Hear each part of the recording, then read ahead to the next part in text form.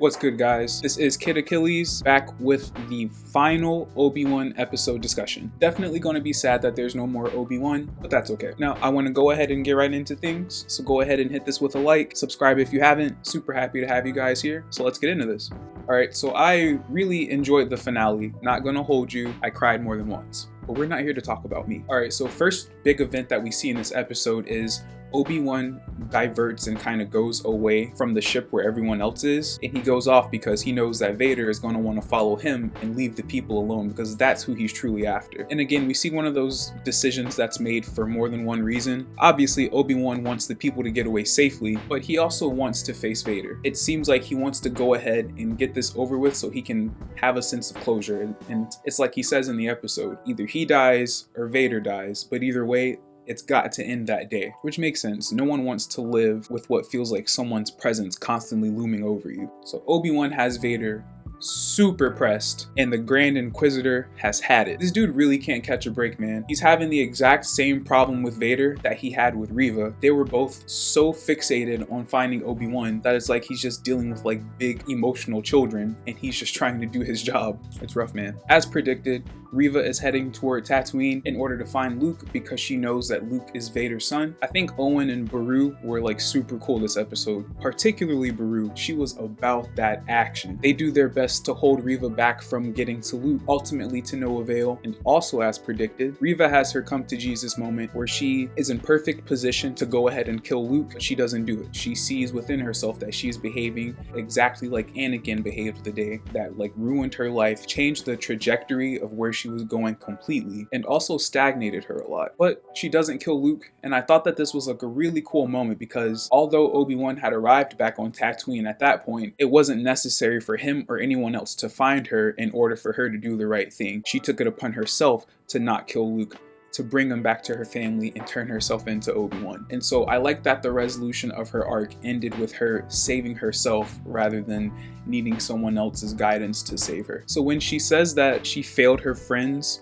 by not killing Vader, this part had me fucked up. I'm not gonna lie to you. It's just super sad because you can tell that Anakin stopped her growth in a lot of ways that day. She is still very much that same child who watched all of her friends get murdered during the events of Order 66. She still feels like, even though all these years have passed, I have to avenge my family. And so seeing her that way made me shed a tear. But she seems to be renouncing the dark side. She, leaves her saber in the sand. There are just so many lightsabers buried on Tatooine. Also, the Inquisitor lightsabers are really fucking cool to me.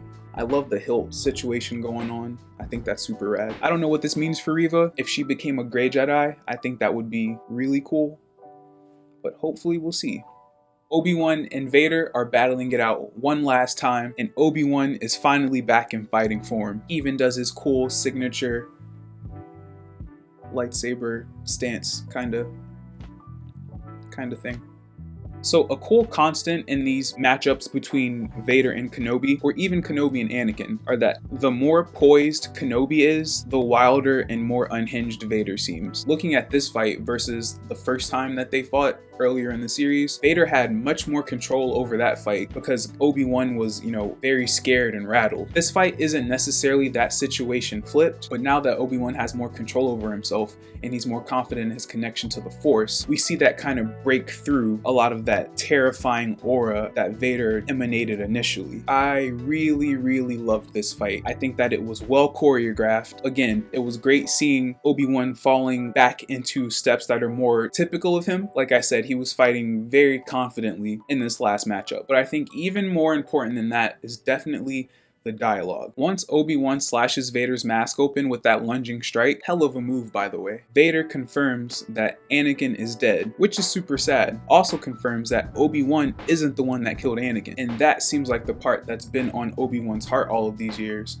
that has led to where, we find him at the beginning of the series, emotionally. But I liked it because it says a lot without saying too much. Like, yeah, Vader literally had to kill Anakin off to become who he is, but it's also saying Obi-Wan couldn't have stopped what was going to happen to Anakin. Anakin is his own person, capable of making his own choices, and I don't think Obi-Wan would have been able to do a whole lot with that based on the way that Anakin was being manipulated by Palpatine in the first place. So I definitely feel that physically overpowering Vader was also symbolic of Obi-Wan claiming his life back and refusing to be someone who Vader haunts, literally or emotionally. And so in that way, Obi-Wan is freed, but Vader is not. He continues to nurse this rage for years to come, but I think that he has to. Anakin and Vader are characters governed by emotion. So without these things to drive his emotions forward, I don't think Vader has a true connection to the dark side, because at his core, he's not evil. He's not inherently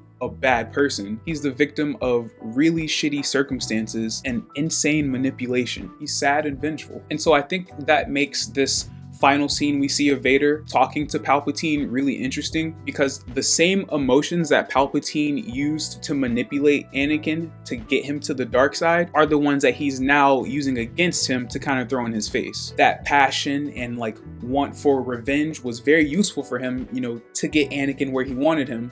But now that he's got him where he needs him and his needs have changed, Palpatine doesn't give a shit about Vader getting revenge. That's not what's on his agenda. That's all that Vader cares about. So now Palpatine's all like, oh, I think your fascination with your old master is blinding you, my friend. And so Vader immediately is like, I don't care about Obi-Wan. Well, like, that's very clearly a lie, like obviously. But hey man, it is what it is. It was cool to see Papa Palpatine though. Love to hate that motherfucker. Alright, time for the third scene that had me fucked up in this episode. And it's definitely when Obi-Wan is saying goodbye to Leia and he's relaying to her that he did know her parents. And he's talking about the qualities that she inherited from both of them. And so when he's talking about what she got from Anakin, I think that really got me because, as we said before, Anakin is confirmed dead. You know, all that exists now is Vader. But the way that Obi-Wan chooses to remember Anakin is how he describes him to Leia. Good shit, man. Things are wrapping up in the episode though. Obi-Wan finally gets to talk to Lil Luke and we get our classic "Hello there." But what I was really hype about is Obi-Wan finally got to see Qui-Gon. And we see Qui-Gon kind of say that, you know, he was always there. And so what I took from that is that he was always there within the Force, but Obi-Wan had to kind of find his way back to himself and back to the Force in order to be able to see him, which may seem obvious, but I'm here to discuss these things. So, but yeah, man, I loved this episode. I think that this was a great way to cap off the series. Maybe I'll do some more Star Wars stuff. I am currently finishing up Clone Wars, so who knows. But as always, I appreciate you guys kicking it with me. This has been Kid Achilles, and I'll be seeing you guys soon for the next one. Peace out.